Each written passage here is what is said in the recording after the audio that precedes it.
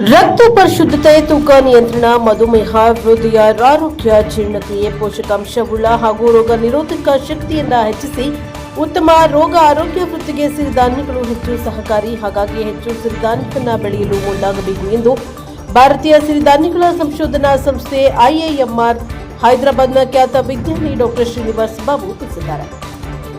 ಚಳ್ಳಕೆರೆ ತಾಲೂಕು ಪರಶುರಾಮಪುರ ಗ್ರಾಮದ ಶ್ರೀ ಚನ್ನಕೇಶ್ವರ ದೇವಸ್ಥಾನದ ಆವರಣದಲ್ಲಿ ಭಾರತೀಯ ಸಿರಿಧಾನ್ಯಗಳ ಸಂಶೋಧನಾ ಕೇಂದ್ರ, ಸೆಟ್ರಿಸ್, IIHR ಡಿಜಿಟಲ್ ಗ್ರೀನ್ ಸಂಸ್ಥೆ ಹಾಗೂ ಕುಂದುರ್ಪಿಯ ಕುಸುಮಗಿರಿ ರೈತ ಉತ್ಪಾದಕರ ಸಹಯೋಗದಲ್ಲಿ ರೈತರಿಗೆ ಬಿತ್ತನೆ ಸಿರಿಧಾನ್ಯ ಹಾಗೂ ಇನ್ನಿತರೆ ಉಚಿತ ಕೃಷಿ ಪರಿಕರಗಳ ವಿತರಣೆ ಕಾರ್ಯಕ್ರಮದ ಉದ್ಘಾಟನೆ ನೆರವೇರಿಸಿ ಮಾತನಾಡಿದರು. ಬದಲಾಗ್ತಾ ಇರುವ ಆಹಾರ ಪದ್ಧತಿ, ಯಥೇಚ್ಛ ರಾಸಾಯನಿಕ ಬಳಕೆಯಿಂದ ನಾನಾ ರೋಗಗಳಿಗೆ ಒಳಗಾಗ್ತಾ ಇದ್ದೇವೆ. ಆದ್ದರಿಂದ ಇನ್ನು ಮುಂದೆ ಸಿರಿಧಾನ್ಯಗಳಾದ ನವಣೆ, ಸಜ್ಜೆ, ಹಾರಕ, ಸಾಮೆ, ಕೊರಲೆ, ರಾಗಿ ಇಂತಹ ಸಿರಿಧಾನ್ಯಗಳನ್ನು ಹೆಚ್ಚು ಬೆಳೆಯಲು ಮುಂದಾದರೆ ಬೆಳೆದ ಮಾಲಿಗೆ ಉತ್ತಮ ಮಾರುಕಟ್ಟೆ ಸೌಲಭ್ಯ, ಸಂಸ್ಕರಣಾ ಘಟಕ ಹಾಗೂ ಕೋಲ್ಡ್ ಸ್ಟೋರೇಜ್ನಂತಹ ಸೌಲಭ್ಯಗಳನ್ನು ಮುಂದಿನ ದಿನಗಳಲ್ಲಿ ಒದಗಿಸಿ ರೈತರನ್ನ ಪ್ರೋತ್ಸಾಹಿಸಲಾಗುವುದು ಎಂದರು. ಸೆಟ್ರಿಸ್ನ ಕರ್ನಾಟಕ ಮತ್ತು ಆಂಧ್ರದ ರೀಜನಲ್ ಮ್ಯಾನೇಜರ್ ಡಾಕ್ಟರ್ ಮನೋಹರ್ ಮಾತನಾಡಿ, ಈ ಭಾಗದ ರೈತರಿಗೆ ನಾವು 1 ಲಕ್ಷಕ್ಕೂ ಹೆಚ್ಚು ನಾನಾ ತಳಿಯ ಹಣ್ಣಿನ ಸಸಿ ಹಾಗೂ ನಾನಾ ಜಾತಿ ಗಿಡಗಳ ಸಸಿಗಳನ್ನು ಉಚಿತವಾಗಿ ನೀಡಿ 3 ವರ್ಷಗಳ ಕಾಲ ನಿರ್ವಹಣಾ ವೆಚ್ಚ ಭರಿಸುವ ಮೂಲಕ ವಿತರಿಸಿದ್ದಾರೆ. ರೈತರು ಈ ನೀಡಿರುವ ಸಸಿಗಳನ್ನು ಸರಿಯಾದ ರೀತಿಯಲ್ಲಿ ಬೆಳೆಸಿದರೆ ಮುಂದಿನ ದಿನಗಳಲ್ಲಿ 20 ಲಕ್ಷದವರೆಗೆ ಮಾವು, ಸಪೋಟ, ದೊಡ್ಡ ಹಲಸು, ಆವಕಾಡೋ, ನಿಂಬೆ, ತೇಗ, ಬಿಳಿ ಶ್ರೀಗಂಧ ವಿತರಿಸಲಾಗುತ್ತೆ. ರೈತರು ತೆಂಗು ಬೇಡಿಕೆ ಇಟ್ಟಿದ್ದು ಈ ಭಾಗಕ್ಕೆ ಉತ್ತಮ ಇಳುವರಿ ಯಾವುದೆಂದು ನಿಖರ ಮಾಹಿತಿ ಆಧರಿಸಿ ವಿತರಿಸುವ ಭರವಸೆಯನ್ನ ನೀಡಿದರು. ವಿಜ್ಞಾನಿ ಡಾಕ್ಟರ್ ಸಂಗಪ್ಪ ಮಾತನಾಡಿ, ರೈತರು ರಾಸಾಯನಿಕ ಗೊಬ್ಬರ ಕಡಿಮೆ ಮಾಡಬೇಕು, ಇಲ್ಲದೆ ಹೋದರೆ ಮುಂದಿನ ಪೀಳಿಗೆಗೆ ಏನೂ ಉಳಿಯೋದಿಲ್ಲ. ಆದ್ದರಿಂದ ರೈತರು ರಾಸಾಯನಿಕವನ್ನ ಬಳಸದೆ ಸಾವಯವ ಗೊಬ್ಬರ ಬಳಸಿ ಸಿರಿಧಾನ್ಯಗಳನ್ನು ಹೆಚ್ಚು ಬೆಳೆದರೆ ಸೌಲಭ್ಯಗಳು ಮನೆ ಮಗ್ಲಿಗೆ ತಲುಪಿಸಲಾಗುತ್ತದೆ ಎಂದು ತಿಳಿಸಿದರು. ಪಾವಗಡ ತಾಲೂಕು ರಾಜವಂದ್ರಿಯ ಕೆವಿಕೆ ಪ್ರಾಧ್ಯಾಪಕ ವಿಜ್ಞಾನಿ ಡಾಕ್ಟರ್ ಕಿರಣ್ ಮಾತನಾಡಿ, ಯಾವ ಬೆಳೆಗಳು ಅತ್ಯಂತ ಪರಶ್ನೈಷ್ಠತೆಯನ್ನ ಹೊಂದಿರುತ್ತವೆಯೋ ಅಂತಹ ಬೆಳೆಗಳಲ್ಲಿ ಅತ್ಯಂತ ಪೌಷ್ಟಿಕಾಂಶವನ್ನ ಈ ಎಲ್ಲಾ ಸಿರಿಧಾನ್ಯಗಳಲ್ಲಿ ಕಾಣಬಹುದು ಎಂದರು. ಕುಸುಮಗಿರಿ ರೈತ ಉತ್ಪಾದಕರ ಸಂಸ್ಥೆಯ ಸಿಇಒ ನರಸಿಂಹಮೂರ್ತಿ ಮಾತನಾಡಿ, ನಮ್ಮ ಸಂಸ್ಥೆ ಮೂಲಕ ಉಚಿತವಾಗಿ ನೀಡುವ ಸಿರಿಧಾನ್ಯಗಳನ್ನು ಹಾಗೂ ಹಣ್ಣಿನ ಸಸಿಗಳನ್ನು ನಾಟಿ ಅಥವಾ ಬಿತ್ತನೆ ಮಾಡದೇ ಇರಬಾರದು. ಇಂತಹ ಸದಸ್ಯರಿಗೆ ಮತ್ತೆ ಸಂಸ್ಥೆ ವತಿಯಿಂದ ಯಾವುದೇ ಸೌಲಭ್ಯವನ್ನು ನೀಡುವುದಿಲ್ಲ. ಮನೆಯ ಇಟ್ಟುಕೊಳ್ಳದೆ ಬಿತ್ತನೆ ಮಾಡಿ ಹೆಚ್ಚು ಬೆಳೆಯಿರಿ. ಹಾಗೆಯೇ ಸಂಘಕ್ಕೆ ಸದಸ್ಯರಾದವರಿಗೆ ಬಂದ ಸೌಲಭ್ಯಗಳನ್ನು ತಲುಪಿಸಲಾಗುವುದು ಎಂದರು. ಡಿಜಿಟಲ್ ಗ್ರೀನ್ ಸಂಘದ ಡಾಕ್ಟರ್ ಯಶೋದಮ್ಮ ಮಾತನಾಡಿ, ಉಚಿತವಾಗಿ ನೀಡಿರುವ ಗಿಡ ಮರಗಳನ್ನು ಸರಿಯಾದ ರೀತಿ ಕಾಪಾಡಿಕೊಂಡು ಹಸಿರೀಕರಣ ಮಾಡುವಲ್ಲಿ ರೈತರ ಪಾತ್ರ ಬಹಳ ದೊಡ್ಡದಿದೆ ಎಂದು ರೈತ ಸಂಘದ ತಾಲೂಕಾ ಪ್ರಧಾನ ಕಾರ್ಯದರ್ಶಿ ಚೌಡೂರು ಪ್ರಕಾಶ್ ಅರುಣ್ ಕುಮಾರ್ ಮಾತನಾಡಿದರು. ಇದೇ ವೇಳೆ ರೈತರಿಗೆ ಉಚಿತ ಸಿರಿಧಾನ್ಯ, ಟಾರ್ಪಲ್ ಹಾಗೂ ಕೃಷಿ ಯಂತ್ರ ಸಲಕರಣೆಗಳನ್ನು ವಿತರಿಸಲಾಯಿತು. ವೇದಿಕೆಯ ಕಾರ್ಯಕ್ರಮಕ್ಕೂ ಮೊದಲು ರೈತ ಸಂಘದ ಉಪಾಧ್ಯಕ್ಷ ಜಂಪಣ್ಣ ಅವರ ಜಮೀನಿನಲ್ಲಿ ಸಿರಿಧಾನ್ಯಗಳನ್ನು ಬಿತ್ತನೆ ಪ್ರಾತ್ಯಕ್ಷಿಕೆಗೆ ಚಾಲನೆ ನೀಡಿ ರೈತರಿಗೆ ಅರಿವನ್ನು ಮೂಡಿಸಲಾಯಿತು. ಈ ಸಂದರ್ಭದಲ್ಲಿ ಟ್ರ್ಯಾಕ್ಟರ್ ತಿಮ್ಮಣ್ಣ, ನವೀನ್ ಗೌಡ, ರಾಮಚಂದ್ರಪ್ಪ, ಪರಮೇಶ್ವರಪ್ಪ, ಹನುಮಂತರಾಯ್, ಹಾಲ ರಮೇಶ್ವರ, ರಾಜಣ್ಣ, ಜಿನೇಂದ್ರ, ರಾಮಚಂದ್ರಪ್ಪ, ಕಾದರ್ ಭಾಷೆ, ಗೋಸಿಗೆರೆ ರಾಜಣ್ಣ ಹಾಗೂ ಅಖಂಡ ಕರ್ನಾಟಕ ರಾಜ್ಯ ರೈತ ಸಂಘದ ಜಿಲ್ಲಾ ಪದಾಧಿಕಾರಿಗಳು ವಿವಿಧ ಗ್ರಾಮಗಳಿಂದ ಆಗಮಿಸಿದ ನೂರಾರು ಉಪಸ್ಥಿತರಿದ್ದರು. Bureau report Manjunath, Praja Power TV, Parashurampura. ಬಂದು ಕೂಡ ಅದು ಪರ್ಚೇಸ್ ಮಾಡ್ಕೊಳ್ಳುವಂತದ್ದು ಕೆಲಸ ಮಾಡಿರ್ತಾರೆ. ಅದಲ್ಲದೆ ಮೌಲ್ಯವರ್ಧನೆ, ಹಲವಾರು ಪದಾರ್ಥಗಳು ಮೌಲ್ಯವರ್ಧನೆ ಮಾಡುವಂತದ್ದು ತರಬೇತಿ ನಮ್ಮ ಸಂಸ್ಥೆಯಲ್ಲಿ ಕೊಡ್ತಾ ಇರ್ತೀವಿ. ಸೊ ನಿಮ್ಗೆ ಬೇಕಾಗಿರೋಂತ ತರಬೇತಿಗೂ ಕೂಡ ನೀವು ನಮ್ಮ ಸಂಸ್ಥೆ ಅಂದ್ರೆ ಭಾರತೀಯ ಸಿರಿಧಾನ್ಯ ಸಂಶೋಧನಾ ಸಂಸ್ಥೆ ಹೈದರಾಬಾದ್ಗೆ ಬರ್ಬೋದು. ಆಲ್ರೆಡಿ ಮೂರ್ತಿ ಅವರು ಹೇಳ್ತಿದ್ರು, 10 ಜನ ಮಹಿಳೆಯರು ಬಹಳ ಇಂಟ್ರೆಸ್ಟ್ ಇದ್ದಾರೆ ಸರ್ ಇದು ಸಿರಿಧಾನ್ಯ ಆಧಾರಿತ ಮೌಲ್ಯವರ್ಧಿತ ಪದಾರ್ಥಗಳು ಮಾಡಕ ಅಂತೇಳಿ. ಸೊ ನಿಮ್ಮಲ್ಲೂ ಕೂಡ ಯಾರಾದರೂ ಸಂಸ್ಕರಣೆ, ಮೌಲ್ಯವರ್ಧನೆ ಸಿರಿಧಾನ್ಯದಲ್ಲಿ ಮಾಡ್ಬೇಕು ಅನ್ಕೊಂಡಿದ್ರು ಕೂಡ ನಮ್ಮ ಸಂಸ್ಥೆಗೆ ನೀವು ಬರ್ಬೋದು. ತರಬೇತಿ ತೆಗೆದುಕೊಂಡು ನಿಮ್ಮದೇ ಆದಂತ ಉದ್ಯಮನ ಸ್ಥಾಪನೆ ಮಾಡ್ಬೋದು. ಸೊ ಇನ್ನೊಮ್ಮೆ ನಿಮ್ಮ ರೈತಕ್ಕೆ ಜಯ ಹೇಳ್ತಾ, ఆమె ಎಲ್ಲಾ రైత ఒక్కటి సో ఇలా అందరూ సహపడపటికి సో కంపెనీ కూడా కొంచెం నమ్మకం కలగాలి. సో ఎగ్జాక్ట్లీ ఒక నెల కిందట కొర్లకుంటే గ్రామంలో ఇక్కడ ఒక రైతు సంఘం అధ్యక్షులు ఉన్నారు. సో ఆయన పేరు గుర్తు రావట్లేదు,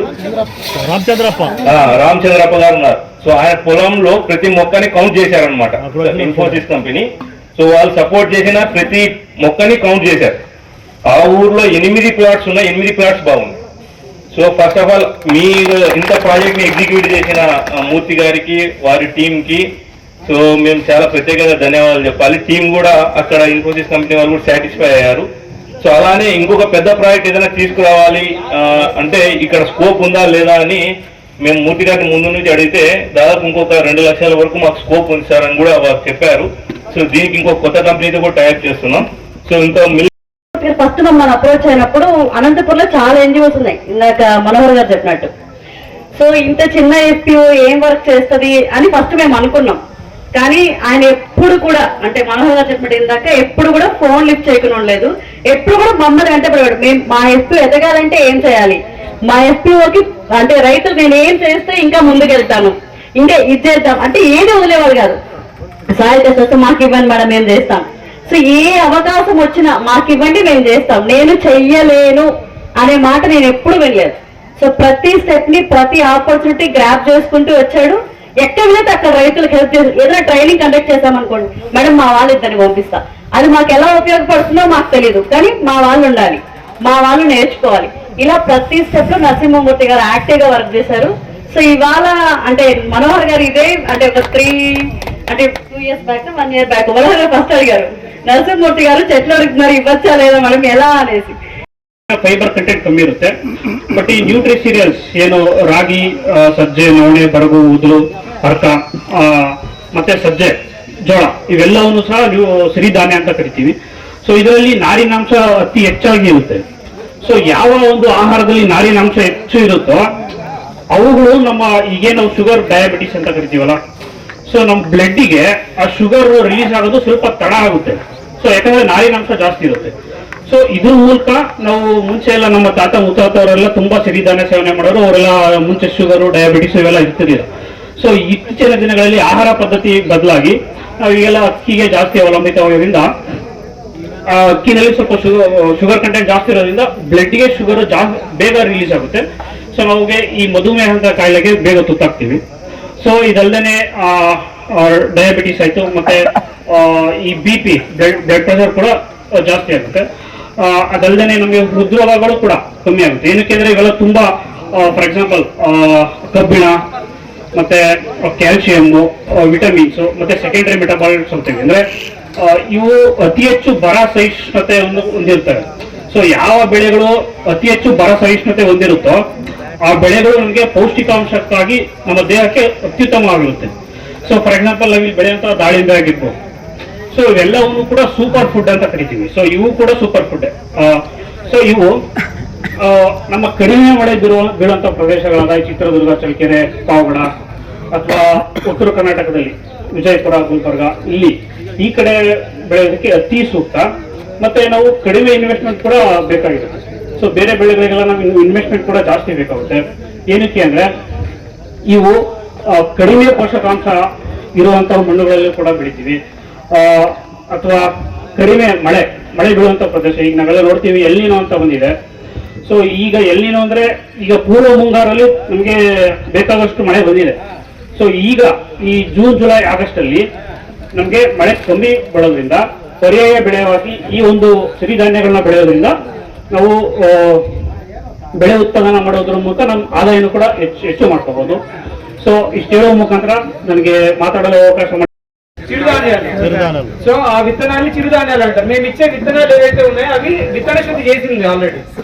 అంటే ఈ విత్తనాలు తీసుకొని ఏదో నేను ఇంట్లో పండించకుండా నేను ఇంట్లో తింటాను, ఆడించుకొని తింటానంటే అది కాదనమాట. సో మీరు ఒక ఎకరాకి 2.5 కేజీల నుంచి 3 కేజీల విత్తనం సరిపోతుంది. మీరు విత్తనం ఇందాక వేసారు కదా, వేసేటప్పుడు వాటిని మట్టితో కలిపి వేయాలి. మట్టితో కలిపి వేసుకుంటే మీకు ఒక ఎకరానికి 3 బ్యాగ్ సరిపోతుంది అనమాట. సో మీరు ఒక ఎకరానికి దాదాపుగా 7 నుంచి 8 క్వింటాల వరకు కూడా మీరు కోత కోయొచ్చు. సో ఇప్పుడు ఇచ్చిన విత్తనాన్ని మీరు ఇంటికి వెళ్ళి తీసుకొని తినడానికి కాదనమాట. సో అది పొలంలోకే వాడుకోవాలి, ఎందుకంటే దానికి విత్తన శుద్ధి చేసింటారు. మొదటి విషయం. రెండో విషయం ఏంటి అంటే బ్యాలెన్స్డ్ ఫర్టిలైజర్స్ అని చెప్పారు. చిరుధాన్యాలు పండించేటప్పుడు మీకు ఎటువంటి ఎరువు మందులు, ఎటువంటి పిచికారీ మందులు అవసరం ఉండదు.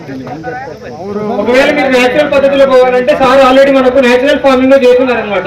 వేపలు ఉన్నాయి, ఘనజీవామృతం, జీవామృతం, ఇట్లా అట్లా చేస్తున్నారనమాట. సో ఆ పద్ధతులను మీకు తెలిసి నేను వాటి గురించి చెప్పాను. అంటే బ్యాలెన్స్డ్ ఫర్టిలైజర్స్ కి మిల్లెట్స్ చాలా ప్రధానంగా మన మట్టి శక్తిని కాపాడుకోవడానికి, అట్లనే మన క్లైమేట్ అంటే వెదర్ ఏదైతే ఉందో దాన్ని పర్యవేక్షించుకోవడానికి మనకు చాలా ఉపయోగపడుతుంది. మూడో విషయం ఏంటంటే మేము అందరం పంట పండిస్తాము, కోత కోసిన తర్వాత ఎక్కడ అమ్ముకోవాలి? మార్కెట్, కనీస మద్దతు ధర. అంటే ధర రాదు, ధర ఎక్కడ ఉంది, ఎక్కడ మార్కెట్ ఎక్కడ అమ్మాలి అని. సో ఇప్పుడు ఈ సంఘం అంటే కృష్ణగిరి రైతు ఉత్పత్తిదారుల సంఘం, అలానే మీ కర్ణాటక రాజ్య రైతు సంఘం ఉంది కదా, సో వీటిలో ఆధారంగా ఎంతమంది అయితే రైతులు పండిస్తారో పండించిన పంటని సంఘమే కొనుగోలు చేస్తుంది మీ దగ్గర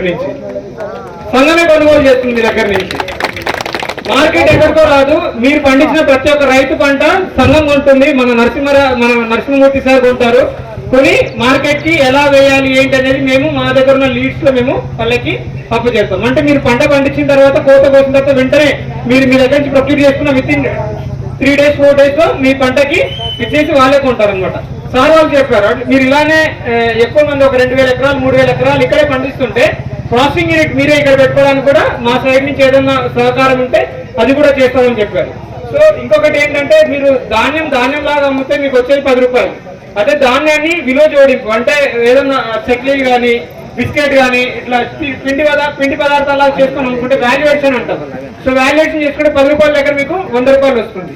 సో ఇలా సంఘంగా మీరందరూ ఇంకా ముందుకెళ్ళి మీ యొక్క జీవనోపాధి పెంచుకో